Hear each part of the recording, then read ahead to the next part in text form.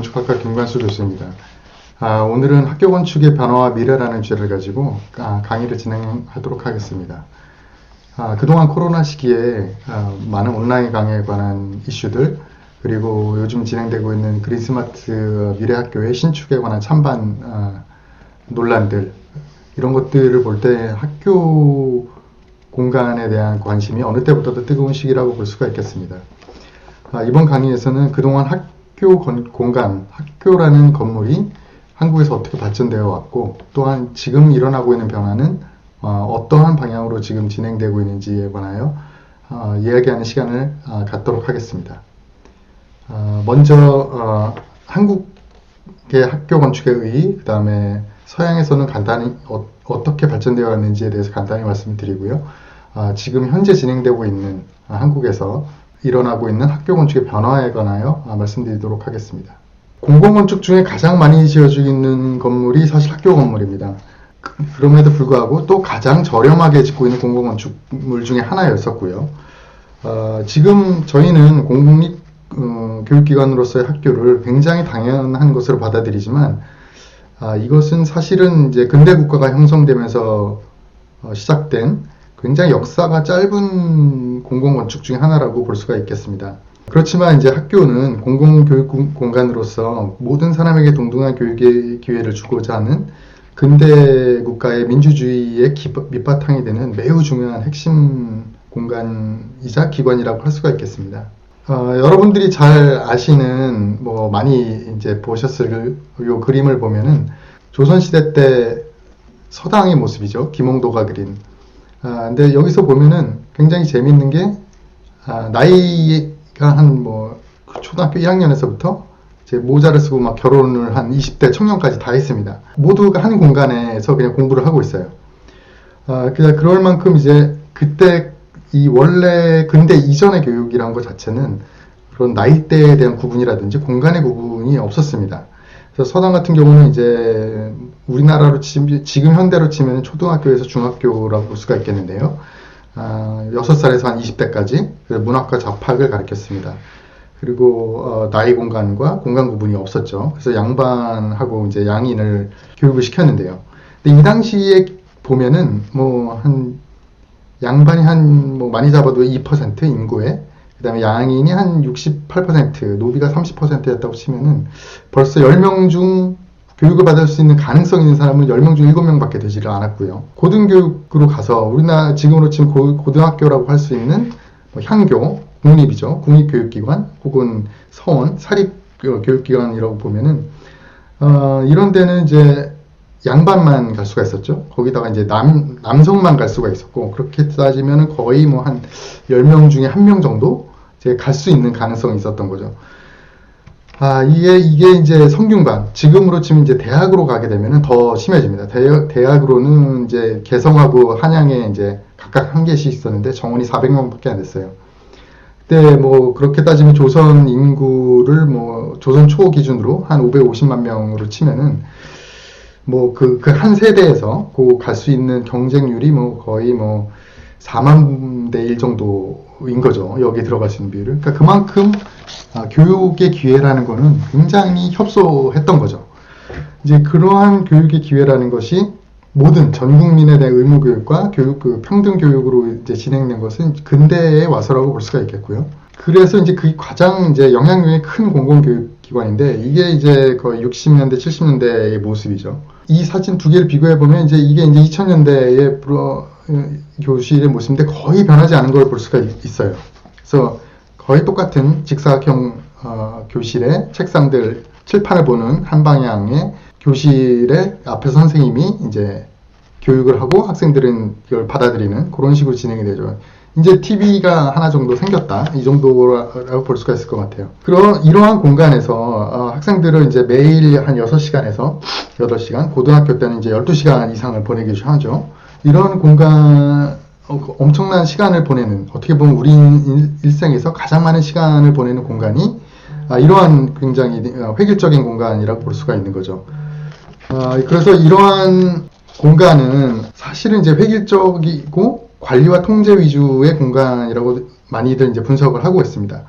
또한 이 공간 자체는 교육이란 게 과연 무엇이냐라는 주제와 밀접하게 연관이 되어 있어요. 교육이란 것이 일방적으로 주입식으로 전달하는 것이 교육인 것이냐, 아니면은 학생들이 자발적으로 지식을 주도적으로 학습하는 것이 교육이냐는 거에 대한 철학이 담겨 있습니다. 그래서 어떻게 보면은 이제 이 학교 공간이란 것 자체가 그 사회의 성격을 반영한다라고 볼 수가 있는 거죠. 그렇다면 우리가 지금 흔히 생각하는 이러한 학교 공간이란 것은 어디서 왔을까라고 하면은 사실은 이게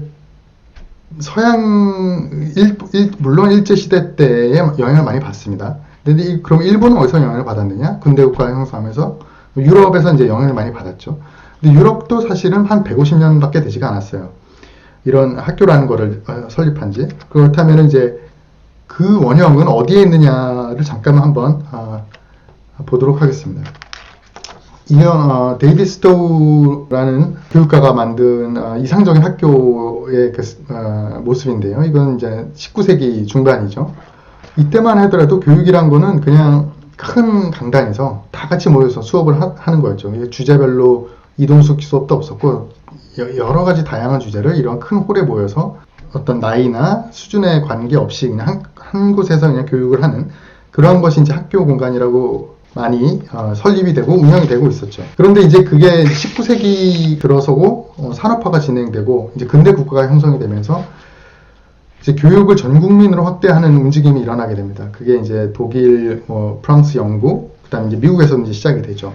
그러면서 그럼 도대체 학교라는 거를 어떻게 할 것이냐라는 거에 대한 논란이 있게 됩니다. 그래서 처음으로 이제 그것을 만들게 된 것이 이제 영국에서 건축가이자 측량기자이자 교육이론가였던 E.R. 롭슨이라는 사람이 정부의 의뢰를 받아서 하게 되는데요. 이 사람이 이제 많은 조사를 했던 것 중에 보스턴도 조사를 하고 독일도 조사를 합니다. 근데 그 중에 이제 이거는 미국의 사례였던 거죠. 미국에서는 이제 신생 국가이기 때문에 막 학교들이 설립이 되고 있었고 여기서 보면은 이제 다양한 크기의 교실들을 학생 강의의 숫자에 따라서 이제 여러 개로 구분을 해서 만들고 그 다음에 각각 필요한 공간들을 조금 다르게 구성한 것이 보이죠. 가운데 이제 큰 홀이 있어서 큰 강의도 진행할 수 있게 하고요. 그래서 이런 것들을 다 조사를 합니다. 그래서 이제 처음으로 학교 공간이란 것에 대한 기준이 마련된 것이 이제 1911년도 롭슨 스쿨 플랜이라는 것이라고 볼 수가 있겠는데요. 여기 보면은 이제 우리가 흔히 하는 이제 교실들과 복도, 그 다음에 큰 렉처홀 같이 강당이라고 볼 수 있겠죠. 그 강당을 가운데 둔 것이 이제 처음에 만들어집니다. 그래서 이때 주어진 게 이제 1인당 면적은 얼마냐, 채광은 얼마나 필요하냐, 빛은 얼마나 들어와야 되냐, 그 다음에 그렇게 했을 때 클래스룸 크기는 얼마나 하는 것들을 다 일일이 정하게 됩니다. 그렇게 하고 이제 나이별로 또 그 교육 내용을 다 분리를 해가지고 그 클래스를 이제 나이별로 이제 구분하기 시작하고요. 여기에 많이 참조가 되었던 거는 이제 독일의 사례였다고 해요. 근데 보불 전쟁, 프러시아하고 러시아 전쟁에 1870년대에 있었는데 여기서 이제 독일이 이기게 됩니다. 근데 이때 독일이 이긴 이유가 독일의 국민교육 시스템, 그 나이별로 다 구분을 하고 전 국민을 의무 교육을 시켰던 것이 이제 원인이다라고 많은 선진국들이 이제 판단을 하게 되고 그런 것들을 반영해서 모든 국가에서 이제 국가적인 차원에서 학교를 설립을 하게 되는 거죠. 국립학교를. 그것들을 이제 일본에서 배우게 되고 그것이 이제 우리나라에도 영향을 주게 됩니다. 그래서 이게 그 전형적인 이제 독일의 학교라고 볼 수가 있겠고요. 그래서 이제 중복도의 그 다른 크기의 교실들이 이렇게 쭉 진행이 되는 배치가 되는 그러한 것들이 이제 주를 이루게 됩니다. 그래서 20세기까지 이제 모든 국가에서 이제 이런 것들이 확대가 되고요. 근데 이제 1, 2, 4 세계대전을 겪으면서 유럽에서는 많은 반성들이 일어나게 됩니다. 그러니까 국가 주도의 획일적인 주입식 교육 시스템의 문제가 있더라. 왜냐면 이런 전체주의, 독일에서는 나치즘, 그 다음에 이탈리아에서는 파시즘 같은 것들이 나왔는데 이런 것들이 결국 나오게 된 것이 굉장히 획일적이고 주입식인 그런 교육 시스템에서 유래가 됐다라고 하는 이제 반성이 많이 일어나게 되죠. 그래서 이제 50년대 이후, 60, 70년대에 이제 많은 이제 교육 공간들의 변화가 일어나게 됩니다. 그래서 그런 것들은 이제 주도한 것들은 사실은 이제 대안학교라고 불릴 수 있는, 어떻게 보면 사설 교육기관들인데요. 그 중에 이제 유명했던 몇 가지를 이제 보여드리면, 이것은 프리스톨레 학교라고 이제 영국에서 프란시스 오닐이라는 분이 설립했던 학교인데요. 이 학교의 이제 교육 철학은 교육이란 거는 이제 체험함으로 인해서 습득해야 된다라는 게 이제 철학이었고요. 그렇기 때문에 주어진 과제를 실내외에서 자유롭게 학습하는 것을 이제 목표로 삼았고요. 그래서 뭐 놀이터, 이렇게 운동장, 연못, 그다음에 심지어 풍차, 막 이런 것들을 다 만들어 놓고 수영장, 야외 수영장도 있었죠. 그래서 그런 공간 자체도 다 교육 공간이라고 이제 본 거죠. 그다음에 교실도 역시 열린 교실로 만들어 가지고 큰 공간에서 자유롭게 학생들이 자기가 원하는 주제를 선택해서 공부를 할 수 있는, 그 다음에 뭐 미술, 예술, 독서가 단 공간에서 일어날 수 있는 그러한 식으로 이제 자율적으로 운영을 했고요. 그 다음에 연구자로서의 어린이, 그다음에 물음을 통한 학습, 그 다음에 장소 기반 학습. 그러니까 장소 기반 학습이란 거는 그 장소, 내가 배움이 맞는 적절한 장소에 가서 배우는 거죠. 그게 야외가 됐던 실내가 됐던. 문제 해결 기반 학습, 그러니까 어떤 주제와 문제를 주어지고 그걸 풀기 위해서 본인이 주도적으로 그거를 위한 학습을 하는 그런 식으로 진행을 했고요. 또 굉장히 그래서 자유롭게 이런 학교를 운영을 했다고 합니다. 그래서 이런 것들이 이제 많은 교육가들하고 학교에 이제 영향을 미치게 되고요. 또 유명했던 것은 이제 서머힐스 학교라고 1921년도에 A.S. 닐이란 분이 이제 설립을 한 사설학교인데요. 이 학교는 이제 굉장히 학생의 자유를 중요시한 학교였었어요. 그래서 freedom, not license 해서 그 어떤 제약이나 어떤 허락을 맡아야 하는 것이 아니라 완전히 학생이 자유롭게 공부를 해야 된다 해서 학생들이 이제 완전히 자유를 줬어요. 뭐 그 수업에 들어가고 싶지 않고 하루 종일 놀고 싶으면 뭐 놀아라.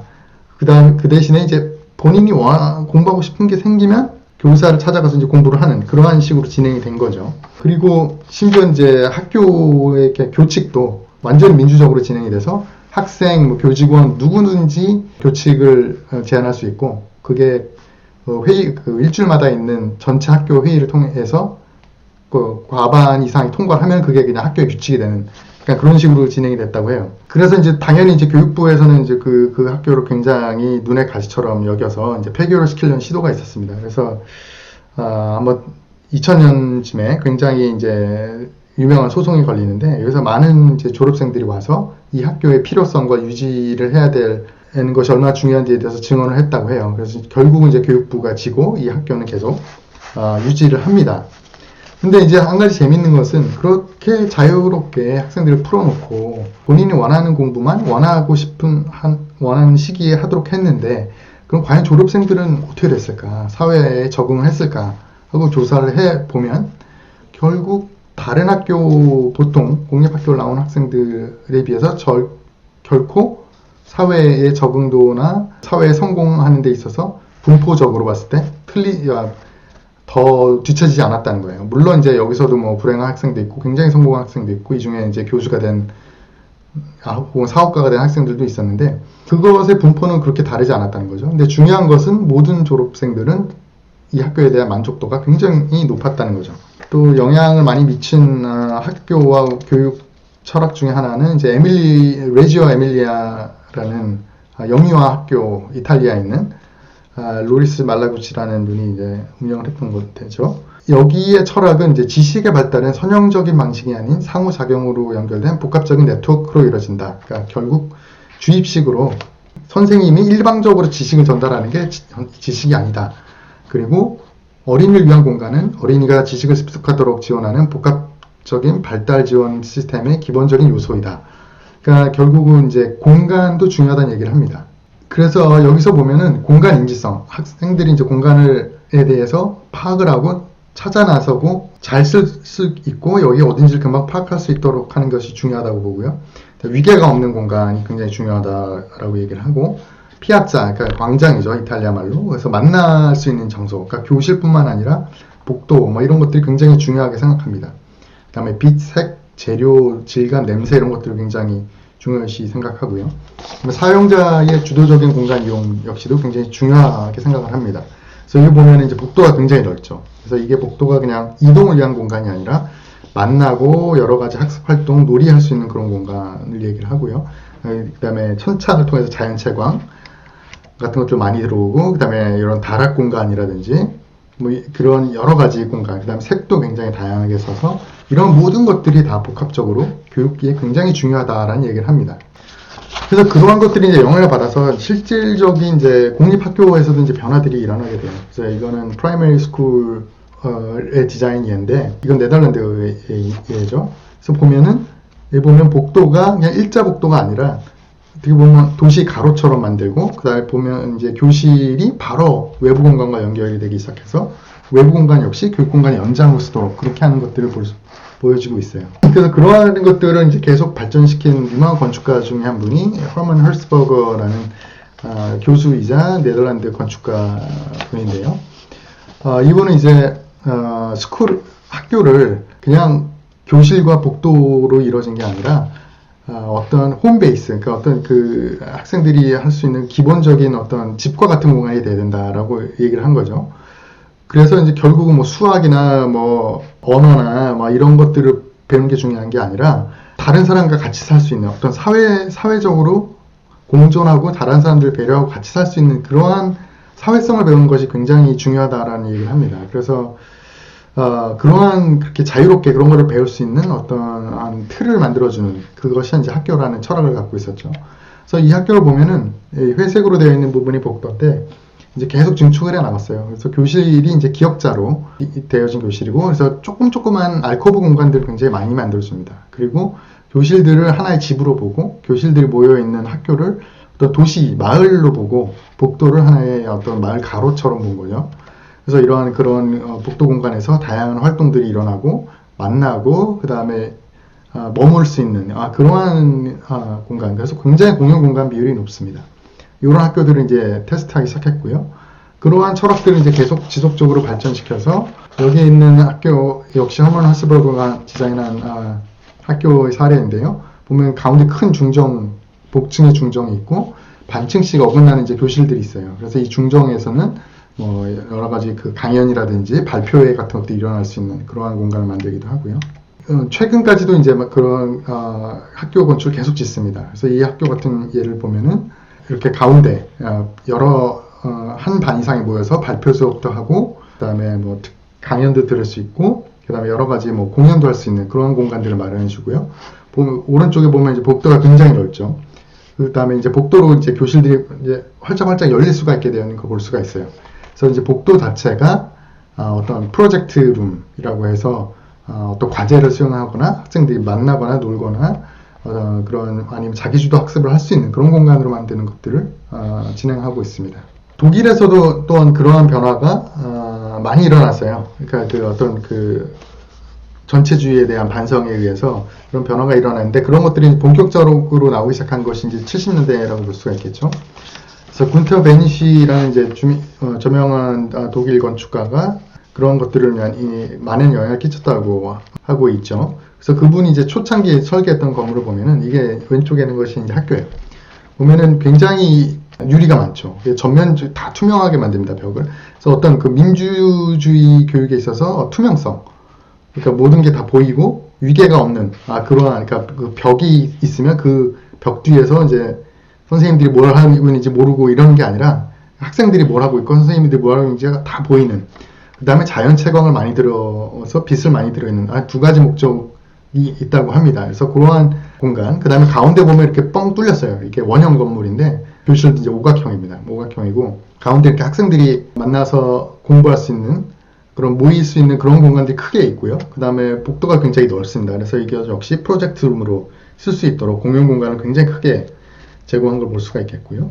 그래서 이러한 중정을 가진 다양한 활동이 일어날 수 있는 중정을 가진 그러한 공간이라고 볼 수 있겠고, 그래서 그런 것들을 이제 최근까지도 계속 발전시키고 있습니다. 그래서 군터 벤시 사무소에서 지은 최신 학교를 보면은 일단 다 저층이죠. 그 다음에 중복도로 이루어져 있는데 보면 이렇게 학생들이 공간 인지가 쉽고 이동이 쉽고 자연광을 들일 수 있는 이런 중정들, 그 다음에 복도 공간에 이렇게 모여서 학생들이 여러 가지 교육과 취미 활동과 뭐 만남을 이룰 수 있는 이런 공간들, 알코브 공간들을 이렇게 많이 만들어줍니다. 그래서 이제 이렇게 유럽의 학교 공간들은 60년대 이후에 이제 많은 변화를 이뤄왔는데요. 그렇다면 이제 우리나라 학교는 어떠한 상황이었느냐? 라고 보면은 굉장히 아쉽게도 좀 많이 뒤졌습니다. 그게 이제 일제 시대를 겪으면서 어떻게 보면 그런 변화를 주도한 게 유럽이 60년대라고 보면은 우리나라는 공립교육을 제대로 이제 우리나라 주도로 한 것이 이제 60년대라고 볼 수가 있죠. 그러니까 어떻게 보면 굉장히 좀 늦은 셈이죠. 그래서 지금 2000년대 초반까지, 2015년 정도까지 한 5단계로 크게 나눌 수가 있겠는데요. 그래서 한 단계별로 설명을 한번 보도록 하겠습니다. 그래서 첫 번째 단계는 이제 일제시대를 지나서 이제 우리 대한민국이 수립을 하고 전쟁이 끝나고 교육 시스템을 정비할 때까지 이제 그 제도화 과정이라고 볼 수가 있겠어요. 근데 뭐 구한 말에 사실은 이제 많은 시도가 있었습니다. 그래서 대한제국에서 한성사범학교 및 소학교, 중학교를 이제 만들려는 시도가 1895년 갑오개 이후에 있었고요. 또한 이제 사립에서도 이제 물론 고종의 허락을 받은 학교지만 배제학당을 만들어서 이제 교육기관들이 이제 막 설립이 되고 있었죠.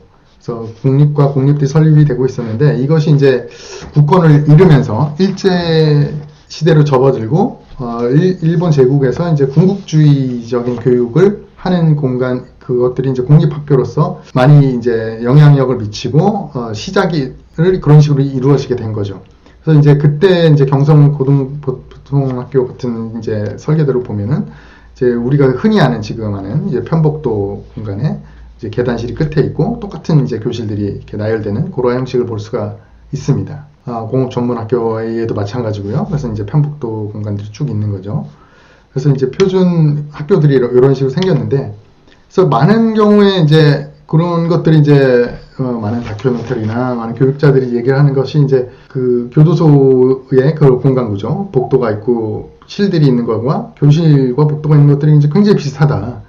물론 이제 효율적인 면에서도 그렇지만 어떻게 보면은 이게 감독 위주, 그 다음에 어떻게 보면 권위주의적인 공간이고 모든 사람들한테 똑같은 교육을 주입식으로 똑같이 획일적으로 주는 그러한 거에 최적화된 공간이라는 얘기를 많이 합니다. 뭐 물론 이때 군국주의는 이제 황국 식민을 만드는 것이 이제 최고 목표였기 때문에 그런 것이 잘 부합이 된 것이었겠죠. 그래서 그 일제 시대가 끝나고 나서야 이제 우리나라 국가 주도의 이제 학교가 이제 시작이 됐다라고 볼 수가 있겠는데요. 이제 1960년대에 이제 시작이 됩니다. 1960년대에 이제 시작이 된 것은 처음에 이제 의무교육을 확대를 하고요. 전 국민으로 확대를 하고, 그러다 보니까 학교가 너무너무 모자란 거죠. 그러다 보니까 이제 학교 시설 기준령을 만들어서 표준 설계 지침서를 마련합니다. 이렇게 지어라. 라는 거고요. 그 다음에 70년대 고교 평준화가 있었고, 그 다음에 학교 시설 촉진법이라는 걸 80년대에 이제 쓰게 됩니다. 이것은 간단히 말씀드리면 교육청에서 모든 계획하고 짓고 검수하고 하는 것들을 다 알아서 할 수 있도록, 워낙 학교가 모자랐기 때문에 빨리빨리 짓는 대량 생산 체제를 확립을 했다라는 것이 볼 수가 있겠고요. 그래서 이제 나온 것들이 지금 우리가 흔히 보는 그런 표준 설계도에 의한 학교가 됩니다. 똑같은 교실들 남양에 쭉 있고 편북도가 있는, 그래서 한 3층 정도 올라가는 이것들이 이제 우리가 흔히 아는 이제 학교의 원형이 시작이 된 거죠. 그렇게 해서 이제 80년대까지 가는데, 그래서 대량 생산 체제로 가다가 이제 1980년대가 되면서 문민정부가 들어서면서 이제 교육에 대한 계속 개정이 일어납니다. 교과과정에 대한 개정이 일어나고, 커리큘럼도 이제 주제 위주의 통합교육, 기술과정을 통합한다든지 생활 주제, 예술과 체육, 실과 이런 것들을 강조하게 되고요. 교련도 폐지하게 되고 그렇게 됩니다. 그래서 그때 한번 실험적으로 했던 것이 열린 교실, 그러니까 교실의 벽을 없애고 문을 없애고 복도를 다 열려서 좀 자유롭게 왔다 가면서 주제별로 수업을 하게 하자라는 것들을 시도를 해요. 그래서 실제로 이런 벽이 없는 교실들을 만든 적이 있습니다. 근데 이때 문제가 이제 교육 과정 자체는 실제로 이렇게 이동식으로 이루어지지가 않았었고, 방음, 난방 이런 것들이 안 돼 있었기 때문에 결국은 다 이제 나중에 샌드위치 판넬을 맞게 되는 거죠. 그래서 이때 열린 학교는 어떻게 보면 좀 실패를 했었다라고 볼 수도 있겠고요. 어쨌든 그런 시도들이 있었습니다. 그런 것들이 이제 90년대에 오면서 또 한 번의 이제 6차 교육과정 이후로 변화가 있게 됩니다. 이제 가장 큰 것이 표준 설계도를 이제 폐지를 하게 되고요.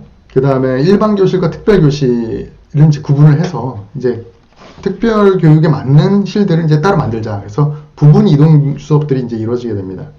그래서 고저학년의 영역을 분리를 하고 생활 공간의 질을 높이자. 그러려니까 이제 표준 설계는 아니다.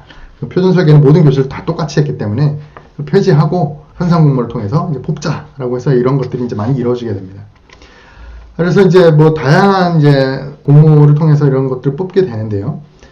근데 그럼에도 불구하고 이제 한계가 있었던 것이 굉장히 저렴했어요. 그 설계비가. 그다음에 공사비도 그냥 정해져 있고, 그렇기 때문에 어떤 설계를 하더라도 결국 지어진 거는 우리가 흔히 아는 이런 아래측에 있는 벽돌 건물 같은 굉장히 최저가의 건물들이 많이 지어지게 됩니다. 그래서 건물의 형태는 조금 달라졌지만 교육 질에 관해서는 그렇게 크게 높지 않은 시기라고 볼 수가 있겠죠. 이제 그러던 것이 이제 7차 교육 과정이 이루어지는 2000년대 오면서 또 한 번의 이제 변화가 있게 됩니다. 7차 교육 과정은 이제 수준별로 학생들 교육을 하자라는 것들이 이제 이루어지게 되고요. 그래서 뭐 집중 이수제라든지 여러 가지 이제 시도들을 하게 됩니다. 그리고 또 하나는 이제 사립학교를 이제 굉장히 풀어주게 되고요. 그 다음에 대안학교들도 많이 생기고, 그리고 이제 건축 서비스 산업 촉진법이라는 게 생겨서 이 모든 것들을 이제 그냥 표준 설계나 아니면은 똑같은 걸 계속 짓지 않고 현상 공모를 통해서 디자인을 받도록 그렇게 이제 법이 바뀌게 됩니다. 그래서 그런 변화가 이루어지게 되고요. 그래서 뭐 이 교육 과정과 클래스 시스템은 뭐 그냥 빨리 넘어갈 텐데, 중요한 것은 이제 이때 나온 것들이 이제 교과 교실제, 그러니까 이동식 수업을 하는 것을 이제 목표로 삼습니다. 근데 현장에서는 많이 이루어지진 않았지만 그런 것들을 하게 되고요. 그렇다면 이동식 수업이란 거는 도대체 왜 필요하느냐? 그럼 이제 학생들이 국어 교실 가서 공부하고 수학 교실 가서 공부하고 과학 교실 가서 공부하고 하는 그런 것을 이제 교과 교실제라고 하고, 아니면 1학년 1반에 앉아서 계속 선생님만 바뀌는 그런 수업 방식을 이제 학급 교실제라고 하는데, 7차 교육 과정 이후부터는 근본적으로는 교과 교실제, 그러니까 이동식 수업을 지향을 합니다. 그래서 도대체 왜 이렇게 하느냐라고 보면 이제 가장 큰 목표는 학생 수준에 맞는 특화 수업을 진행을 하는 것이 이제 목표고요. 그러니까 예를 들면 국어, 수학이라고 하면 수학을 잘하는 학생, 못하는 학생, 중간쯤 하는 학생들이 다 똑같은 교육을 받는 게 아니라 그 수준에 맞는 수학 교실로 가서 수학 교육을 맞춤형으로 들어라라는 게 목표가 하나가 있고요. 또 하나는 이제 교실마다 환경이 다 다른데, 영어 교실을 위한 공간이 다르고 수학 교실을 위한 공간이 다르고 과학을 위한 게 다른데, 똑같은 학급 교실에 앉아서는 그 수업을 위한 공간을 마련해 줄 수가 없다. 따라서 최적화된 특화된 교실로 가서 수업을 하라는 게 이제 교과 교실제입니다. 그래서 그것을 이제 시도를 하게 되고요. 그렇게 하려다 보니까 기존에 있는 학급 교실제, 편북도에 있는 교실 가지고는 운영이 안 되더라라는 거예요. 그래서 그러한 것에 이제 가장 흥미로운 사례가 킹스데일 파운데이션 스쿨이라는 이제 영국에 있는 학교인데, 이 학교가 이제 보통 학교였어요. 편북도 학교. 그런데 이제 굉장히 학업 성취도도 낮고 학교 폭력 사태도 많았다고 합니다. 근데 이제 그거를 조사를 해보니까 학교 폭력 사태 왜 났냐 했더니, 이제 쉬는 시간에 이동을 하러 학생들이 복도로 몰려 나오는데 굉장히 비좁은 거예요. 그래서 거기서 어깨가 부딪히면 싸움이 일어나고 막 이런 것들이 있었습니다. 그래서 이 학교를 이제 리모델링 한 후의 모습인데, 이 지붕을 씌우고, 원래는 이제 외부 공간이었던데 지붕을 씌워서 실내 공간으로 만들고, 거기에 이제 공연장, 오디토리움을 저 동그란 달걀 모양의 걸 하나 넣었어요. 그래서 이제 학생들이 더 이상 교실 간에 이동할 때 좁은 복도가 아니라 이렇게 가로질러 갈 수도 있고, 그다음에 여기서 많은 만남도 이루어지고, 다양한 학교 활동이나 학생 활동이 이루어지고, 그다음에 공연장도 있게 되는 이렇게 리모델링을 한 거죠. 그랬더니 놀랍게도 학업 성취도가 굉장히 향상이 되고, 그 다음에 학교 폭력이 현저히 줄었다는 겁니다. 그래서 이런 공간 자체가 변화를 이끌 수 있다라는 굉장히 좋은 사례로 이제 언급이 많이 되고 있고요.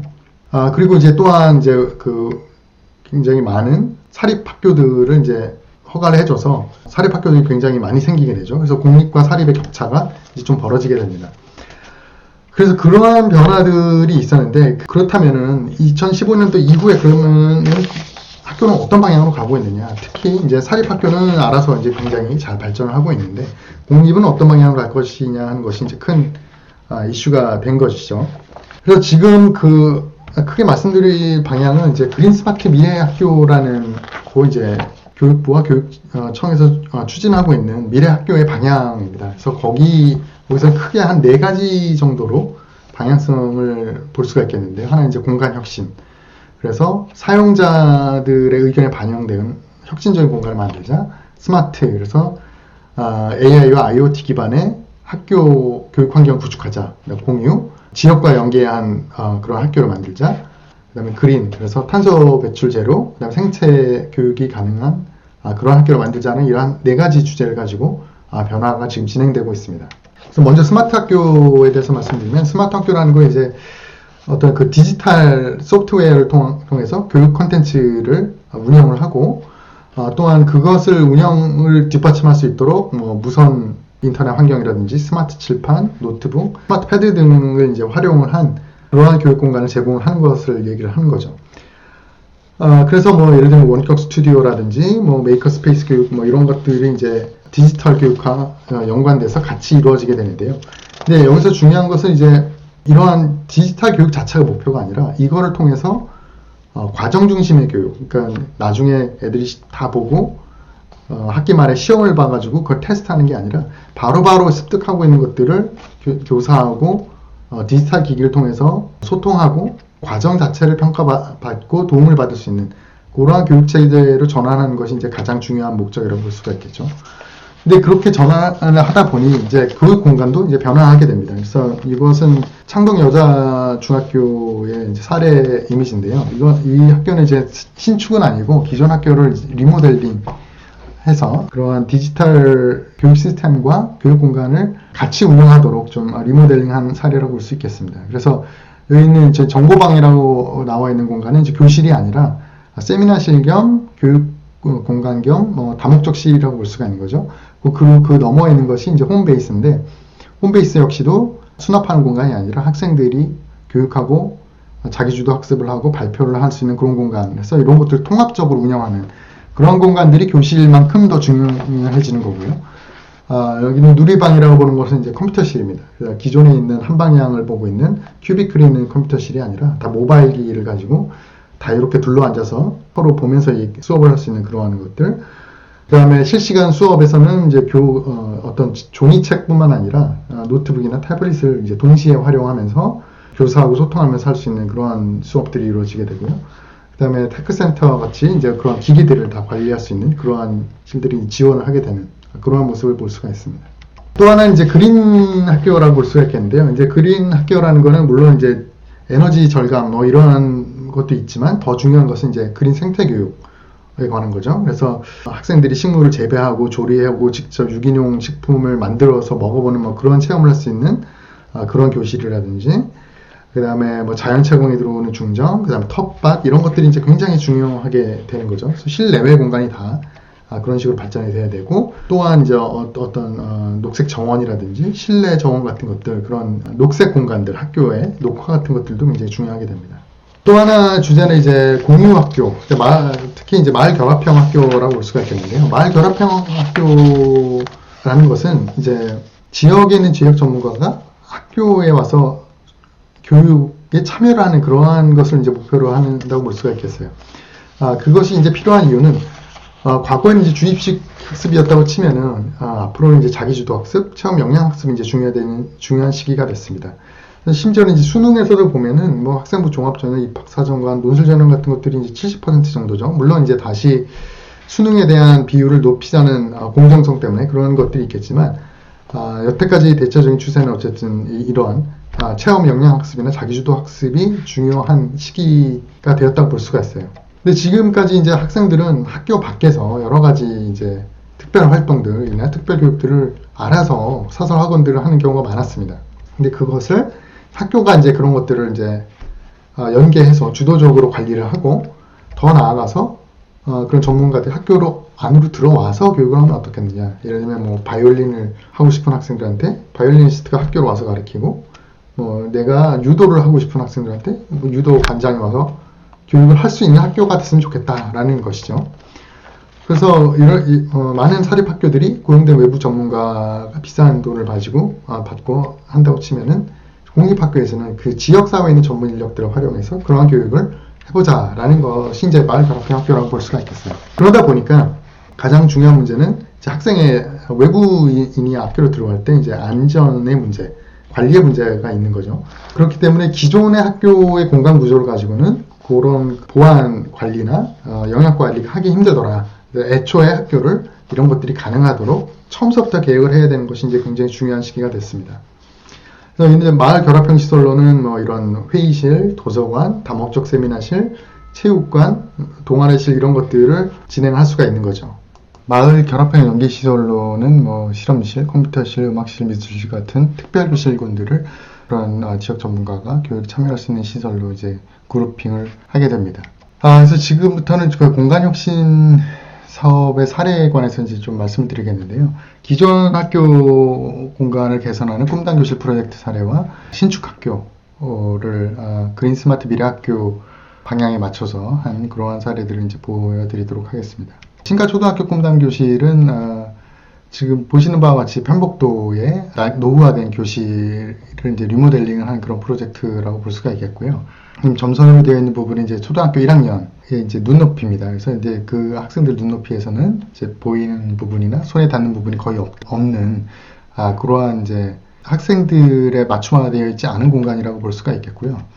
그래서 지금 꿈꾸는 배움 마을이라는 주제로 그래서 그러한 마을의 이미지를 형성해서 뭐 이런 전시할 수 있는 그런 유리창 공간이라든지 뭐 낙서할 수 있는 칠판, 그다음에 알코브 공간, 책을 읽을 수 있는 공간들을 이제 주고자 했습니다. 그래서 이제 복도를 이제 마을이라는 그 길과 같은 개념으로 한 것이고요. 그래서 다양한 이제 전시를 할 수 있는 하고 낙서할 수 있는 그런 공간들과 벤치를 만들어줬고 복도와 소통할 수 있는 아이들 눈높이의 창 같은 것들도 이제 만들어줬습니다.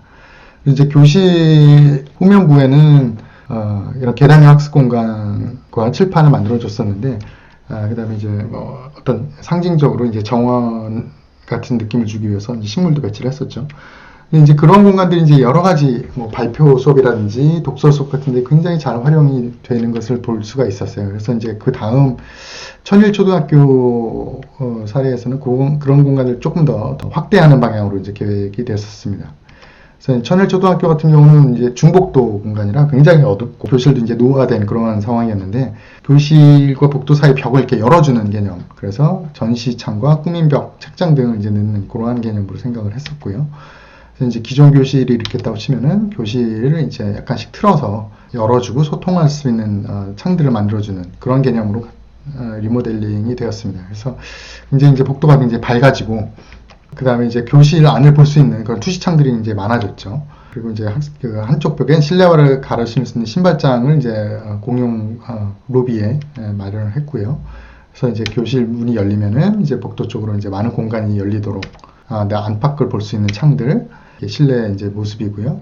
그리고 이제 이런 알코브 공간들을 많이 만들어줬고 위에 보시면 이제 그 초록색으로 되어 있는 부분이 폐열 회수형 이제 공기순환 장치를 만들어줘서 중국도가 갖고 있는 이제 환기의 그 불리함을 이제 극복을 해줬습니다. 그래서 이제 교실 뒤편에는 이제 무대 겸 툇마루 공간을 마련해줘서 이제 수업, 발표 수업 같은 것들이 이제 일어날 수 있도록 그렇게 했고요. 그래서 이제 뒤에는 알코브 공간 같은 데서 이제 수업들이 이루어지기도 하는, 그러니까 다양한 방식으로 수업이 이루어질 수 있는 그러한 교실로 이제 리모델링한 케이스입니다. 그래서 보시면은 이 창들이 복도와 여러 교실들을 쫙 관통해서 이제 보이는 공간들이 있어요. 그래서 학생들과 이제 교사분들도 이제 이 공간을 가장 이제 재밌어하고 좋아했던 그러한 공간이라고 볼 수가 있겠습니다. 그다음에 석촌초등학교에서는 학교실 안으로 이제 그린 공간을 확대하는 것을 이제 목표로 삼았었고요. 그래서 학생들이 개인이 이제 1년 동안 키우고 이제 집에 가지고 가는 그 개인 화분을 키울 수 있는 공간과 그다음에 친환경 그린 월 인테리어 마감을 이제 생각을 했었죠. 그래서 이제 실내에서 잘 자랄 수 있는 식물들을 이제 매년 학기 초에 나눠주면은 이제 그걸 교실에서 키우는 그런 개념으로 가져갔던 거고요. 그래서 교실에서 보면은 이렇게 후면부에 그런 계단형 학습 공간 겸 도서 공간 겸 친환경 그린 월이 있는 공간을 이렇게 마련해 줬습니다. 그래서 이런 모습으로 되었고요. 그래서 그 공간은 두 반이 공유를 해서 두 반 학생들이 이렇게 서로 마주볼 수 있는 그러한 공간으로 마련을 해줬습니다. 이게 이제 그 기존 학교들 리모델링한 사례들을 보여드렸고요. 이것은 이제 공항고등학교, 이거는 처음부터 이제 기획 단계에서부터 그린 스마트 미래학교의 방향, 그래서 지역 공유학교, 그 그린 지속 가능한 그린 학교 개념을 많이 적용을 한 학교라고 볼 수가 있겠고요.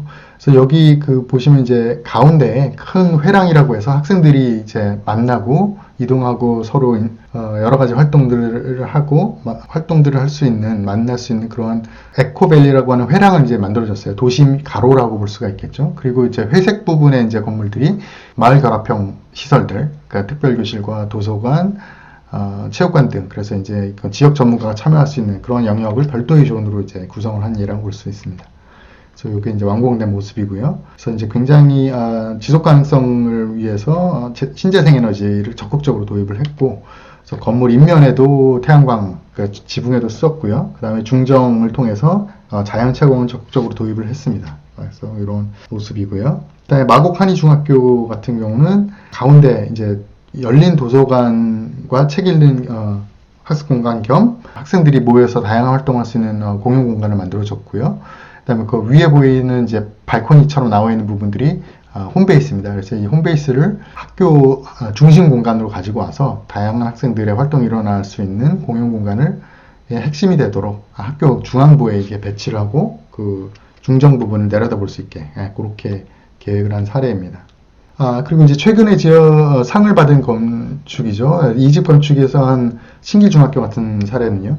약간 이 휴먼 스케일로 작게 마을과 같은 개념으로 이제 학교 건물을 저층의 느낌이 나도록 했고 다양한 외부 공간들을 이제 마련을 해줬습니다. 그리고 마을 결합형 시설들, 커뮤니티 홀이라든지 도서실, 뭐 이런 식당 이런 것들을 다 저층부에 배치를 해서 1층에서는 그런 것들이 공유가 되고 2층 이상부터는 마당과 교실이 있는 그러한 개념으로 이제 구성을 한 예입니다. 그래서 지금 이게 완공된 모습이고요. 그래서 어떻게 보면 학교 자체가 하나의 빌리지처럼 보이도록 그렇게 한 사례고, 지금 보면 운동장이 아주 크지 않은 걸 볼 수가 있어요. 근데 이거는 이제 법적 기준은 충족한 예라고 볼 수가 있겠고요. 더 중요한 것은 이제 교실 앞에 있는 그러한 다양한 외부 활동 공간들이 더 중요하다고 볼 수가 있겠죠. 그래서 이러한 바로바로 교실과 연결돼서 야외 활동 및 학습을 할 수 있는 공간들, 그 다음에 텃밭 같은 것들이 이제 중요한 요소라고 볼 수가 있겠습니다. 최근에 변화된 사례에 대해서 이제 말씀을 드렸고요. 2015년도 이후에 된 변화의 방향에 대해서 이제 마무리를 요약해서 마무리 말씀을 드리겠습니다. 가장 최근의 변화는 과정 중심 교육의 수월성을 추구하는 데 방향성이 있다라고 말씀드릴 수가 있겠고요. 아시다시피 지금 문이과 통합교육이 이제 이루어지고 있고, 교과교실제가 과거에는 부분적으로 진행이 되거나 학급교실제에서 이동식 수업이 아닌 수업이 진행됐다면, 앞으로는 이제 중고등학교에서는 교과교실제, 이동식 수업이 이제 보편적으로 이제 운영이 될 예정이고요. 그 다음에 자유학년제, 중학교에서 진행되고 있는 자유학년제는 1년으로 이제 그게 확대가 되었죠. 그래서 정규 교과 과정 외에 진로학습이나 탐색을 위한 다채로운 체험 교육들이 이루어지고 있고, 고등학교에서는 이제 고교학점제가 이제 운영이 될 예정입니다. 그래서 학생들이 자신이 원하는 수업을 짜서 이제 대학교처럼 수업을 이동식 수업을 운영하면서 교육이 이루어질 예정이고요. 이런 것들을 이제 지지하기 위한 여러 가지 공간 혁신 사업이라든지 그린 스마트 미래 학교 교육이 이제 추진되고 있습니다. 또한 이제 코로나로 시발된 이제 온라인 교육, 그 디지털 테크놀로지를 교육에 융합하는 것들도 이제 거스를 수 없는 추세입니다. 따라서 이제 앞으로 이제 학교 공간은 기속적으로 변화를 할 예정이고, 앞으로는 굉장히 새로운 학교들이 계속 시도되고 지어지고 계획될 예정입니다. 그래서 이러한 변화는 모든 학생들에게 영향을 주는 것이기 때문에 많은 분들의 지속적인 관심과 지지와 지원이 필요하다고 말씀드릴 수 있겠습니다. 오늘 긴 강의를 들어주셔서 감사합니다. 오늘 강은 여기서 마무리하는 것으로 하겠습니다. 감사합니다.